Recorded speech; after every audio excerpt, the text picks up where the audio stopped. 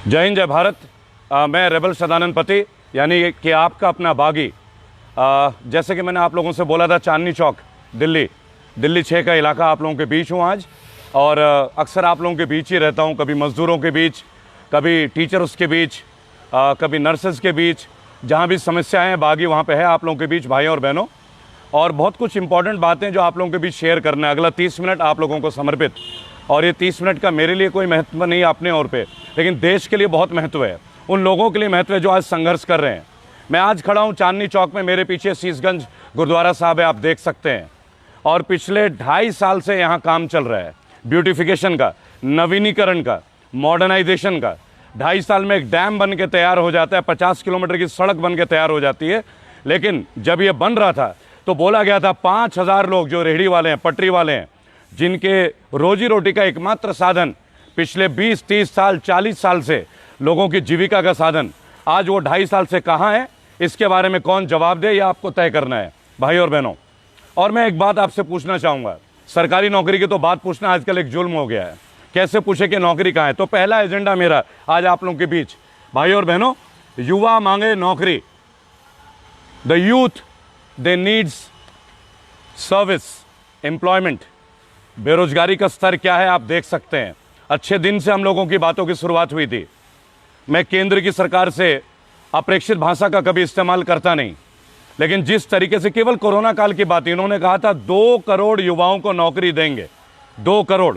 अब बंद एसी कमरों में जाके बात करूं तो मजा नहीं है, एक बागी एसी कमरे में बैठ के बात नहीं करता। भाई और बहनों, आज मेरे फाउंडेशन में 10 करोड़ से ज्यादा लोग आप लोगों के आशीर्वाद से जुड़े हैं। और ये विभिन्न संप्रदाय के, क्योंकि मैंने पहले ही बोला था, मैं भारतीय हूं, मैं भारतीयता की बात करता हूं, मैं भारत की बात करता हूं, मैं हिंदुस्तान की बात नहीं कर सकता। यह देश हिंदुस्तान के नाम से नहीं जाना जाता, यह देश भारत के नाम से जाना जाता है। और पिछले कुछ दिन से मीडिया में आप लगातार देख रहे हैं, कभी कंगना रनौत, कभी सुशांत सिंह राजपूत। आज कंगना रनौत की एक इलीगल बिल्डिंग को अगर तोड़ दिया जाता है तो बीजेपी उन्हें सिक्योरिटी दे रही है वाई ग्रेड की, और एक हल्ला मच रहा है। और दिल्ली में जब सीलिंग हुई, 50 साल के कारोबार बंद हो गए, लोगों के रोजगार चले गए, तब ये कंगना रनौत कहां पे थी? तब ये फिल्म स्टार्स कहां के थे? तब ये बीजेपी का आला नेता कहां थे? आज भी दिल्ली के कितने सारे क्षेत्र हैं, सेक्टर हैं, जहां पे सीलिंग की वजह से दुकानें बंद हैं, उनकी रोजी रोटी बंद है। वो कहां जाएंगे कारोबार करने, जो 40 साल से एक जगह पे नियमित तौर पे सुबह और शाम कारोबार करते थे। भाई और बहनों, पिछले कुछ दिन पहले मैंने सफाई कर्मचारियों का आंदोलन शुरू किया था ग्रेटर नोएडा गौतम बुद्ध विश्वविद्यालय में। कोरोना काल में इनको क्वारंटाइन जोन के लिए रखा गया था, पेशेंट्स के लिए रखा गया था। जिन अस्पतालों में काम कर रहे थे, गौतम बुद्ध यूनिवर्सिटी को भी, ये माननीय योगी आदित्यनाथ जी की सरकार की मैं बात कर रहा हूं, और तत्काल प्रभाव से जून में 2 महीने के बाद ही उन्हें निकाल दिया गया। एक भी व्यक्ति का 50 लाख का बीमा नहीं था। मैं आपको बताऊं, मैं आपको डॉक्यूमेंट्स देता हूं, क्योंकि मैं आरटीआई के साथ काम करता हूं, मैं एक आरटीआई एक्टिविस्ट हूं, और जो बात करूंगा कागजों के दम पे बात करूंगा। चलिए आज बात करते हैं, युवा मांगे नौकरी। माननीय मोदी जी, माननीय दिल्ली सरकार के मुख्यमंत्री केजरीवाल जी, आपने भी दिल्ली में बहुत बड़े घोषणा की थी। इसी चांदनी चौक में मेरे पीछे आप देख सकते हैं, 2.5 साल का टाइम, जहां 50 किलोमीटर की आप सड़क बना सकते हैं 2.5 साल में, एक डैम की रचना कर सकते हैं, फ्लाईओवर बना सकते हैं। इसका नवीनीकरण नहीं हो रहा है। और जो लोग यहां काम करते थे, रेडी वाले, पटरी वाले, वो बेरोजगार हैं। आज मास्क पे आप 500 रुपए का चालान है, हो सकता है पुलिस वाले अभी आए और मेरा चालान काटे, लेकिन वो ये नहीं बता सकते कि कौन सा मास्क कोरोना के लिए उपयुक्त है। और अगर आपको चालान ही काटना है तो फिर आप 500 रुपए का चालान क्यों काट रहे हैं भाई? आप 100 रुपए का चालान काटे और 2 मास्क फ्री में दें। भाई आप तो लोगों को जागरूक करने का काम करते हैं, लेकिन यहां भी उन्हें पैसे चाहिए, 500 रुपए। पूरे दिल्ली में कहीं भी जाइए, भाई और बहनों, मैं झूठ नहीं बोलूंगा आपसे, मैं मास्क नहीं पहनता, क्योंकि मैं कोरोना में यकीन नहीं करता। मेरी पिछली वीडियो में आपने डॉक्टर विश्वरूप रॉय चौधरी को देखा। वो कोरोना के एक विश्वविख्यात डॉक्टर हैं, और पिछले 3 महीने में 30,000 लोगों को बगैर कोई दवाई के उन्होंने इलाज किया है। और अगर कोरोना कोई वैश्विक बीमारी है तो इसकी दवा भी होनी चाहिए। जिन अस्पतालों में लाख, 1.5 लाख रुपए लिए जा रहे हैं, दवाई तो कोई है ही नहीं, तो 1.5 लाख रुपए रोज का आप लेते किस बात के हैं? इसके बारे में आप आज तक आरटीआई में खुलासा नहीं करते। और अगर आपको लगता है कि कोरोना एक बहुत भयानक बीमारी है, आइए मेरे साथ लाल बत्ती में चलिए। अभी मैं दिल्ली 6 में हूँ, चांदनी चौक में हूँ, जामा मस्जिद चलिए, राजघाट चलिए, वहां सड़क पे खड़ा हुआ एक गरीब व्यक्ति या भिखारी, उनके परिवार में किसी की डेथ नहीं है। क्यों मृत्यु नहीं हो रही है? मैंने प्रश्न पहले भी उठाया था, लेकिन आज बात करेंगे युवा मांगे नौकरी, द यूथ नीड्स एम्प्लॉयमेंट। माननीय मोदी जी, आप प्रधानमंत्री हैं और पूजनीय है, क्योंकि प्रधानमंत्री का कद है और कद का मैं हमेशा गरिमा मेंटेन करता हूं। अच्छा, इस पूरे लॉकडाउन में मैंने एक बात देखा, किसी भी नेता के साथ कुछ नहीं हुआ। मैंने गुजरात में बहन सुनीता यादव, जो कि कांस्टेबल हैं गुजरात पुलिस में, उन्होंने गुजरात के हेल्थ मिनिस्टर के बेटे प्रकाश कनानी जी के पुत्र को कोरोना का नियम कायदे कानून तोड़ते हुए रोका, वो सस्पेंड हो गई। वो मुहिम मैंने छेड़ रखा है पूरे देश भर में। एक कांस्टेबल को आप सस्पेंड करते हैं, वो बार बार प्रधानमंत्री जी से अनुग्रह करते हैं, उनके घर वालों का पीछा किया जा रहा है। नेता का आपने कुछ नहीं किया। लाठी charge at the rate lockdown, अभी भी लाठियां बांध रही है पुलिस लॉकडाउन में। अरे भाई, मास्क ही तो नहीं पहना है ना, आपकी लाठी से मर जाएगा, कोरोना से मरने का तो टाइम ही नहीं आएगा। और आप किस बेस पे कौन सी धाराएं लगाएंगे? आपदा प्रबंधन के अंतर्गत लगाएंगे, प्रावधान प्रबंधन के अंतर्गत लगाएंगे, मारना किस लिए? भाई और बहनों, बहुत सारी बात थी। इन्होंने बोला 1,20,000 करोड़ का पैकेज, इसे बंद कर दीजिए स्टार्ट को।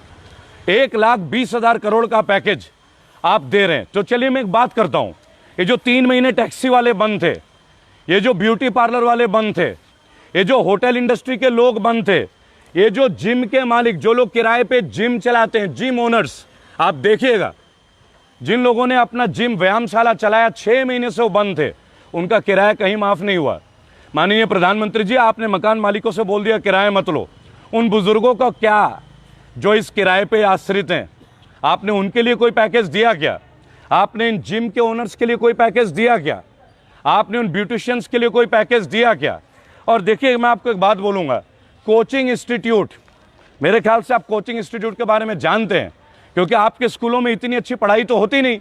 फीस लेते हैं 10,000 रुपए की, 7,000 रुपए महीने की, उसके बावजूद हर बच्चे को ट्यूशन पढ़ना पड़ता है। अब जो कोचिंग इंस्टीट्यूट वाले कोचिंग चलाते हैं, उनका क्या? 6 महीने से बंद है। आप कहते हैं चाइना का नक्शा नहीं बदलेंगे, चाइना के ऐप बदलेंगे। चाइना हमारा मैप बदल रहा है। अब बिहार का चुनाव है तो आप एक फिर से कृत्रिम युद्ध दिखा देंगे, चाइना के साथ हमारा एक युद्ध, और फिर हमारे सैनिक शहीद हो जाएंगे। और उन्हीं सैनिक जो हमारे शहीद होते हैं, उनका पेंशन आप नहीं देते। आप सीआईएसएफ के अधिकारियों का पेंशन बंद कर देते हैं, आईटीबीपी के सैनिकों का आप पेंशन बंद कर देते हैं, सरकारी अधिकारियों का आप बंद कर देते हैं। लेकिन आपके एमएलए, आपके एमपी अगर 5 साल के लिए रहते हैं तो जीवन भर के लिए आप उन्हें पेंशन देते हैं, यानी वो 5 साल काम करके देशभक्त हैं। लेकिन जो लोग 40 साल देश के लिए समर्पित हैं, अपना खून और पसीना देते हैं, बलिदान देते हैं, वो आपके हिसाब से देशभक्त नहीं है। ये कितना अच्छा डबल डायमेंशन है। बहुत सारे बुजुर्ग लोग हैं, बहुत सारे बुजुर्ग लोग हैं। आप लोग मेरे पीछे आ सकते हैं, सब आ सकते हैं आप लोग, आइए, कोई दिक्कत नहीं, आ सकते हैं। मैं आप लोगों के बीच का हूं, आप आ सकते हैं कवरेज में। देखिए भाई और बहनों, मैं थोड़ा गैप मेंटेन कीजिएगा। देखिए, मैं एक बात पूछता हूं आपसे, आपका एक पार्षद जब वो एमएलए बनता है तो 2 पेंशन, आपका वही एमएलए जब एमपी बन जाता है तो 3 पेंशन, 1.5 लाख रुपए की तनख्वाह, इनकम टैक्स फ्री, उनके कैंटीन में 24 रुपए में चिकन, 4 रुपए में मसाला डोसा, 1 रुपए में चाय। और यहां पे चाय पे चर्चा, एक चाय वाला जो आज प्रधानमंत्री बना है, आज 10 रुपए के नीचे कहीं साधारण पब्लिक को चाय नहीं मिलती। लेकिन पार्लियामेंट के कैंटीन में 25 पैसे से चाय की शुरुआत है। यानी गरीब आप लोग हैं। ये जो मेरे साथ है ये गरीब नहीं है, ये गरीब नहीं है, गरीब आप लोग हैं। आपको इनकम टैक्स भी फ्री चाहिए, 1.5 लाख की तनख्वाह भी चाहिए आपको। आप डेवलपमेंट के नाम से केवल आप सड़क से संसद जा रहे हैं तो आप गरीब हैं, और जो सड़क पे वो अमीर है। निर्मला सीतारमण जी, आप गायब हो गई हैं। मैं फिर से आपको बोलूंगा, ये कोचिंग क्लास वालों का क्या होगा? 6 महीने से जो इनकी संस्थाएं बंद है, तनख्वाह नहीं दे पा रहे हैं, इनको क्यों नहीं देते आप लोग बैकअप? आप लोग एमएसएमई के लिए 1,20,000 करोड़। मैं रेबल सदानंद पति, मेरा फाउंडेशन एमएससी है, एमएसएमई सोशल सर्विसेज, 1 रुपया नहीं मिला मुझे निर्मला जी। मैंने इसीलिए खुलवाया लॉकडाउन में, ताकि आप लोगों को ना नंगा करूं, आप लोगों का पर्दाफाश करूं। और मैं लग रहा हूं, और कितनी बार आप मुझे गिरफ्तार करोगे? 19 बार हो चुका हूं 3 महीने में, 20वीं बार शायद अब होने वाला हूं थोड़ी देर में। लेकिन नहीं डालूंगा मास्क। मास्क तब पहनूंगा जब आप मुझे साबित करो कि कोरोना इस मास्क से रुकता है या नहीं रुकता है। आपने N95 मास्क के बारे में बताया, 800 रुपए महंगे में बिके, ब्लैक में बिके। आज आप कहते हैं N95 मास्क उपयुक्त नहीं है, यानी आप झूठ बोलते थे। चलिए आगे बढ़ते हैं। कोचिंग इंस्टीट्यूट तो बहुत छोटी सी फिरस्त है। और देखिए भाई और बहनों, प्रधानमंत्री जी का एक बहुत अच्छा बात था कि हम क्राइम फ्री कर देंगे देश को, क्राइम फ्री। सबसे ज्यादा हत्याएं उत्तर प्रदेश सरकार में, सबसे ज्यादा हत्याएं, लूट, पत्रकारों की हत्या। मैं जर्नलिस्ट हूं, मेरे साथ अभी यंगिस्तान न्यूज वाले हैं और तकरीबन 150 चैनल पे ये वीडियो अभी थोड़ी देर में आप देख सकते हैं कि लाइव हो जाएंगे 150 चैनलों में। एक सोच की बात है, सोच का विषय है। लेकिन क्राइम का ग्राफ आज की डेट में ये आप देखें, क्राइम यहां से यहां तक ये क्राइम का लेवल है। केवल पत्रकार आप मार रहे हैं, और तो और जो भी व्यक्ति कुछ आपके सरकार के खिलाफ बोलना जा रहा है आप उसे उठा के जेल में डाल रहे हैं। अभी तो डॉक्टर कफील खान को छुड़ाया हमने, अखिल गोगोई की बारी है, संजीव भट्ट के लिए मुहिम है, लेकिन इनके लिए तो बहुत सारे लोग हैं। मैं आम लोगों की बात करता हूं। आपने मजदूरों का हाल बेहाल कर दिया। आपको कंगना रनौत के लिए इतनी परवाह हो रही है, करोड़ों रुपए खर्च कर रहे हो, वायु ग्रेड की सिक्योरिटी दे रहे हो। मुझे ये बता दीजिए, औरैया में 24 मजदूर रोटी खाते हुए एक्सीडेंट में मारे गए, और आपने कितने मजदूरों के लिए क्या किया? जो मेरे पीछे, आप लोगों को कुछ मिला है क्या? नहीं मिला है। आज तक मिला है कुछ? आवाज ऊंची करके बोल सकते हैं? आप देखिए, आप लोग इधर आ सकते हैं, वहां से दिखेगा नहीं। भाई और बहनों इधर आ जाइए। देखिए, मैं रेबल सदानंद पति। लोग बोलते हैं एसी कमरों में, शौक नहीं है। मैं तो लोगों के बीच का हूं, उनका बेटा, उनका भाई हूं। आप लोगों को सरकार से कुछ मिला है क्या? मिला है कुछ? अम्मा आपको मिला है? और निर्मला जी, आप 1,20,000 करोड़ बांट रहे हैं इस सौंदर्यीकरण के लिए। ये चांदनी चौक के सौंदर्यीकरण के लिए आपने करोड़ों अरबों रुपए खर्च करने का सेंट्रल गवर्नमेंट ने, स्टेट गवर्नमेंट ने अपना ढांचा दे दिया। और यहां जो 5,000 लोग अपनी जीविका चलाते थे, उनके बारे में आपने कुछ सोचा है क्या? कभी सोचा उनका परिवार कैसे चलेगा? क्या आपने उनको कोई बिल्ला या लाइसेंस दिया है क्या? 2 साल तक जो यहां पटरी नहीं लगा सकते, उनके घर में 1,000 रुपए का भी फंड मिला है क्या आप लोगों को? ये हाल है आपका, ये हाल है। मजदूरों का हाल आपने बेहाल कर दिया। आपके लेबर मिनिस्टर, मजदूरों के लिए तो लेबर मिनिस्टर ही होते हैं ना। नाम जानते हैं आप? आपका लेबर मिनिस्टर मंत्रालय नहीं जानते ना? मैं बताता हूं, संतोष गंगवार अपने कमरे से बाहर नहीं निकलते भाई साहब, और लेबर मिनिस्टर बने बैठे हैं। हम लोग जाते हैं। अभी मैं मथुरा में था, 15 लोगों की डेथ हुई थी नैती अस्पताल में। आप मेरा वीडियो देखिएगा, 6,54,000 का बिल था, 6 के 6 लाख माफ कराया। हाँ, उनके परिवार को पूरे को नहीं बचा पाया, क्योंकि मैं एक डॉक्टर नहीं हूं। आप मेरे वीडियोस देखिए, मेरा पेज रेबल श्रद्धानंद, आप गूगल पे टाइप कीजिए, फेसबुक पे टाइप कीजिए।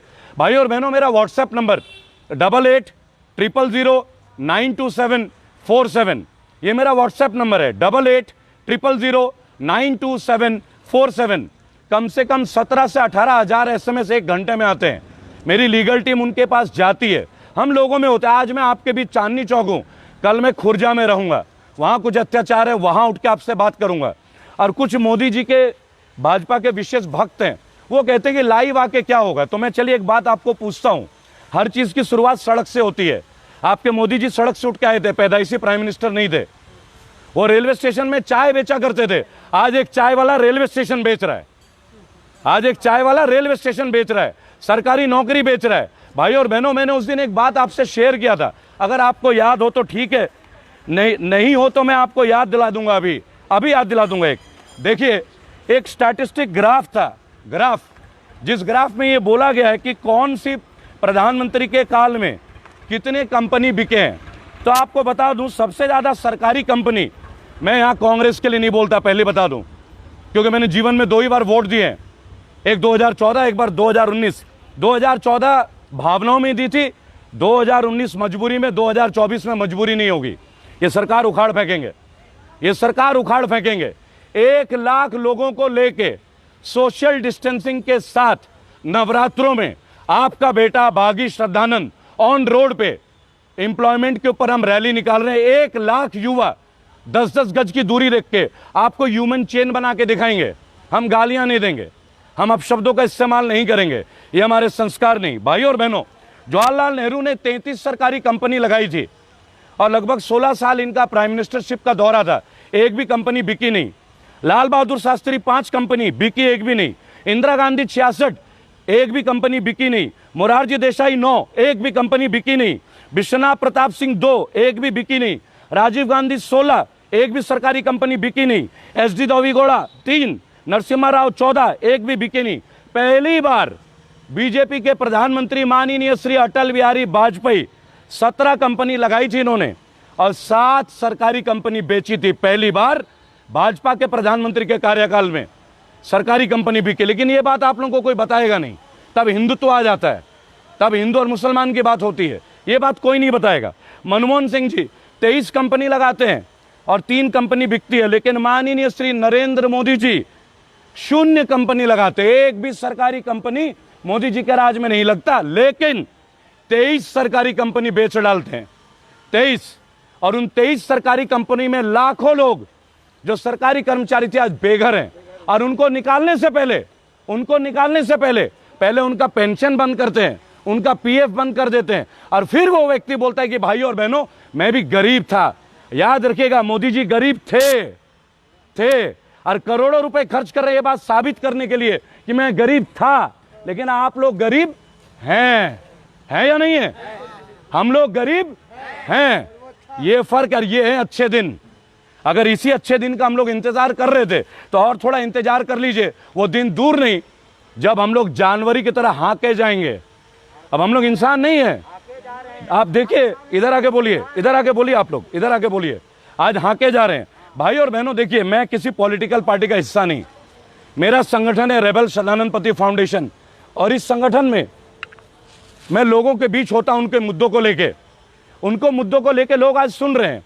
आज 10 करोड़ से ज्यादा लोग मेरे संगठन में जुड़े हैं। आज लोगों के बिल माफ हो रहे हैं। बहुत जल्दी आपको बहुत बड़ी चेंज दिखेगा।